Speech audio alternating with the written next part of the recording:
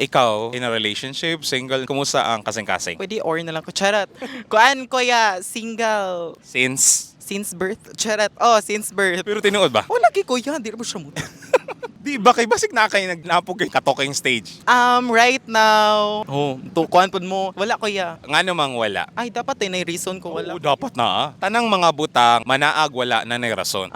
Okay. Ang rason anak kuya. Okay. Ang say rason ani.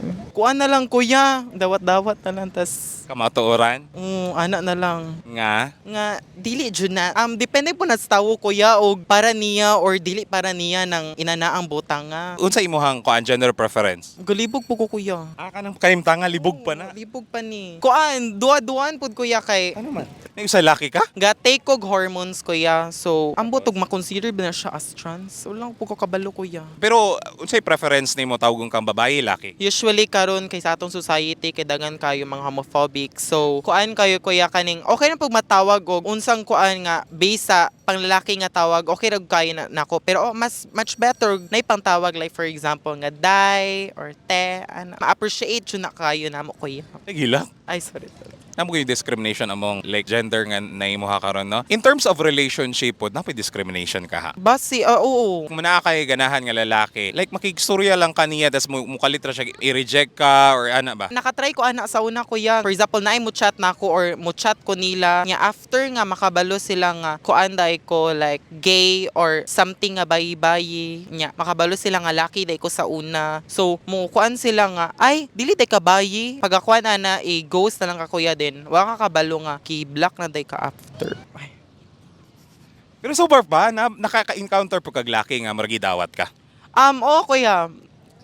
Ay mo to gamit ako ron kuya. Nakoy ka talking stage ron. And then pila pa naman mo kabulan ga sorry ano. 2 months. Kabalo siya nga ano imong kahimtang. Actually, kuan kuya kaning kabalo po diya mama. Asa nimo nakita? Taga Sibulan man ni siya sa una kuya, but na siya Laguna karon. Layo so LDR mo ron. Yes. Pero wala pa ka mo. Oh, wala pa kami. We. Ay, kuan pa lang kuya, courting stage pa lang. Pero okay ra bang setup di mo nga mo nilayo? Ang mang nilayo siya. Namo nabot dito. Ambot say naa nila itong namalin man sila nga naram tay duol. Muragi, kuan po sila sa ilang family po dito mo nang nibalhin po lamang sila dito. Pero sa karon ba okay ra nimo ani nga setup nga butang natog abot ang panahon nga mahimong kamo officially ug makabaylo ang tanan? Dili po kayo ko ingon nga mag-assume nga like magkakamidjod pero naman siya yung mga storya ko nga nga common na kayo may nga dili biyaan so kuha na kayo sa ang kuha na kuya ba nga sirag balik-balik na naman storya so dili na kayo kung mag-expect ka na mga storya so kung sila mangipan mo go with the flow na pud lamang ko. Pero at least dili ka mas masakitan kung inkasog biyaan. Yes, correct. Pero sa karon imong gi-enjoy ang situation ninyo duha karon. Kay ako po kuan amiga pod kay dili pod mang chat magabi kuya so kami mingaw kaayo kaya minghoy kayo magabi kuya mo nang kami mo lamang mag chika-chika pod mi lamang minduha. Ala sige, mensahe nimo niya. Amping dira and love you so much. Mwah.